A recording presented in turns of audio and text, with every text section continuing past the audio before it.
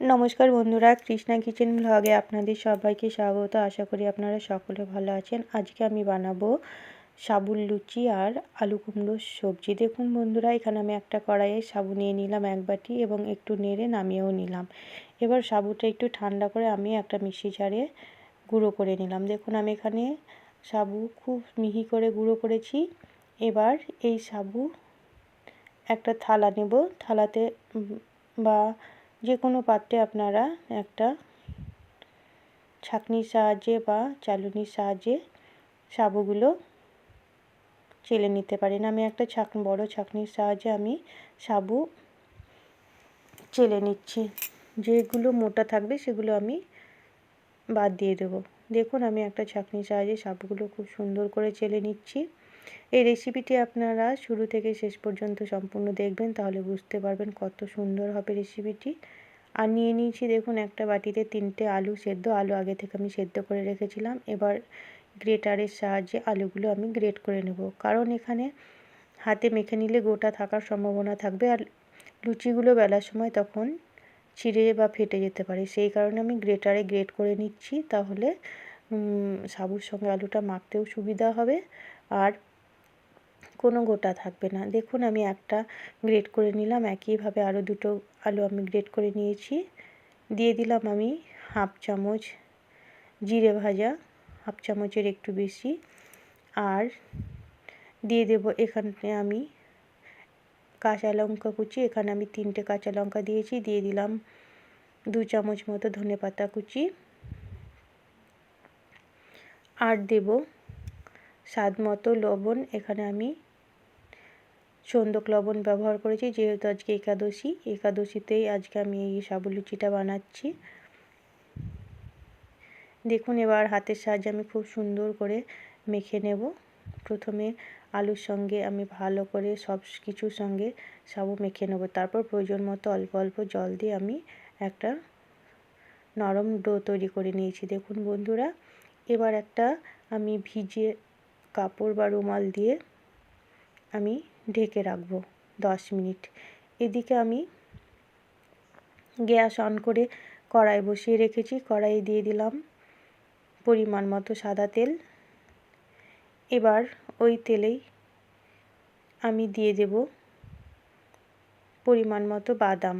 তেল গরম হলে দেখুন তেল গরম হয়ে গেছে। এবার আমি 2 চামচ মতো বাদাম দিয়ে দিলাম। বাদামগুলো আমি ভালো করে ভেজে তুলে নেব।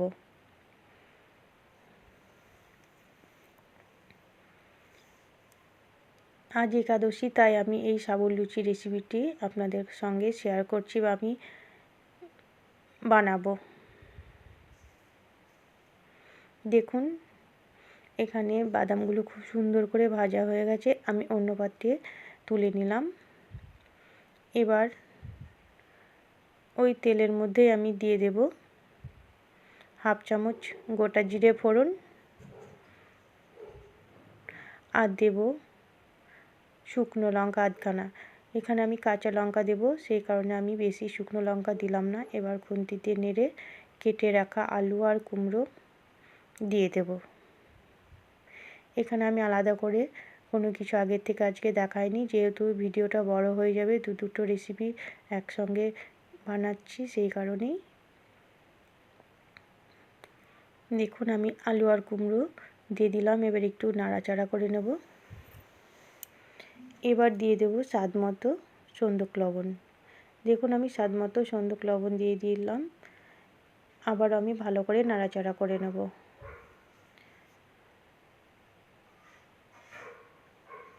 এবার দেব একটা টমেটো।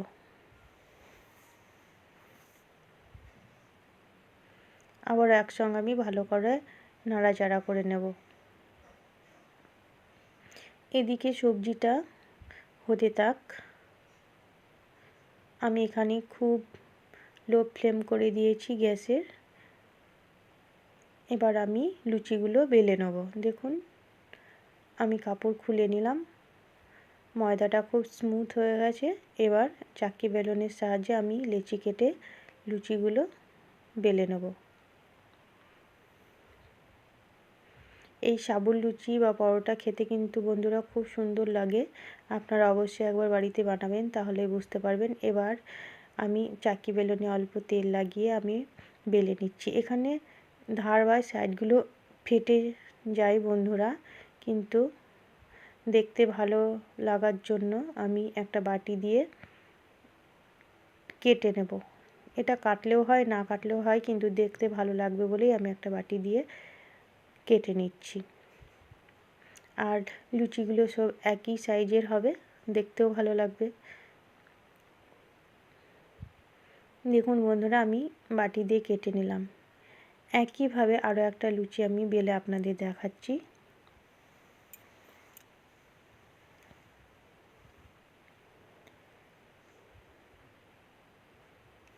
আমার চ্যানেলে নতুন বন্ধু হয়ে থাকলে চ্যানেলটিকে সাবস্ক্রাইব করে পাশে থাকবেন, আর পাশে থাকা বেল আইকনটি ক্লিক করবেন।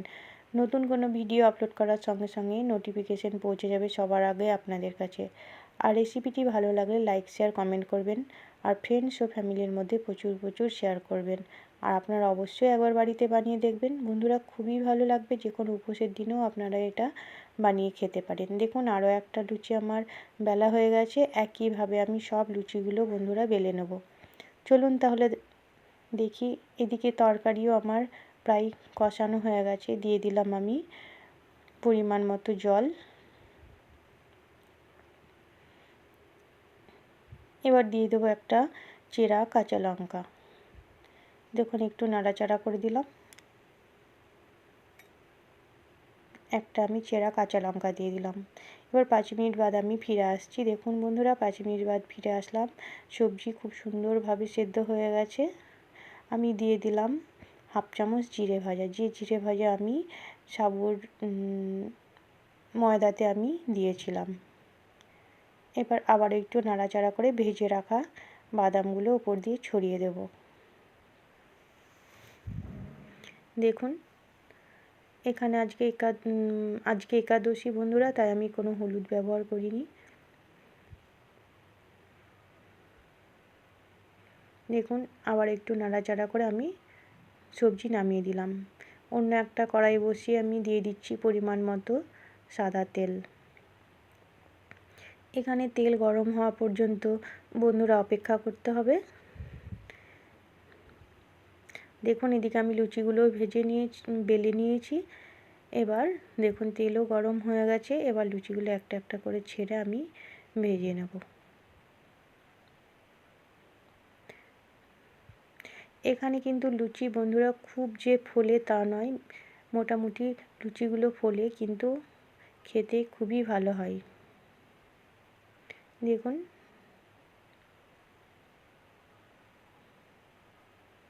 আপনারা অবশ্যই একবার বানাবেন, তাহলে বুঝতে পারবেন। এখানে অল্প ফোলে বন্ধুরা। এর আগেও আমি একবার এই সাবুর লুচি বানিয়েছিলাম। আমি ভিডিও আছে আমার এর আগে সাবুর লুচির, কিন্তু তখন ধনেপাতা ছিল না বন্ধুরা। এখন শীতের সিজন, ধনেপাতা দিয়ে আমি লুচিটা বানাচ্ছি, খেতে আরও টেস্টি হবে। দেখুন বন্ধুরা একটা লুচি ভাজা হয়ে গেল। আবারও একটা আমি লুচি ভেজে দেখাচ্ছি আপনাদের।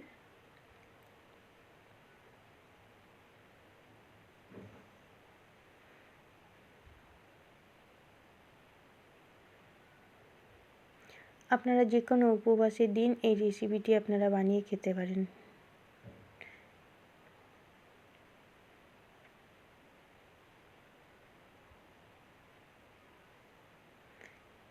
দেখুন লুচিটা ফুলেছে, কিন্তু বোঝা যাচ্ছে না খুব একটা যে ফুলেছে, কিন্তু লুচি ফুলেছে বন্ধুরা।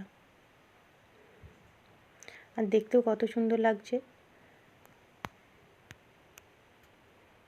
দেখুন এই লুচিটাও খুব সুন্দর ফুলেছে।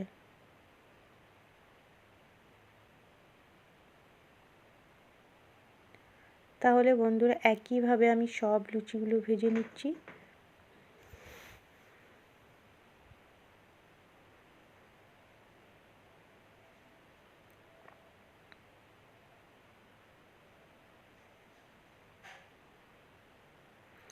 এই লুচিটাও বন্ধুরা দেখুন কত সুন্দর ফুলেছে।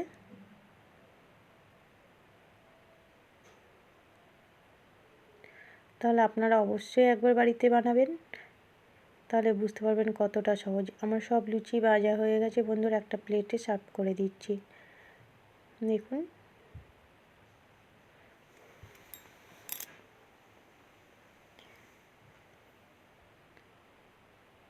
তাহলে আজকের রেসিপি দুটো কেমন হয়েছে অবশ্যই কমেন্ট করে জানাবেন বন্ধুরা। তাহলে সম্পূর্ণ ভিডিওটি দেখার জন্য আপনাদের অসংখ্য অসংখ্য ধন্যবাদ। আবারও চলে আসবো নতুন কোনো ভিডিও নিয়ে। ততক্ষণ আপনারা বন্ধুরা সুস্থ থাকবেন, ভালো থাকবেন।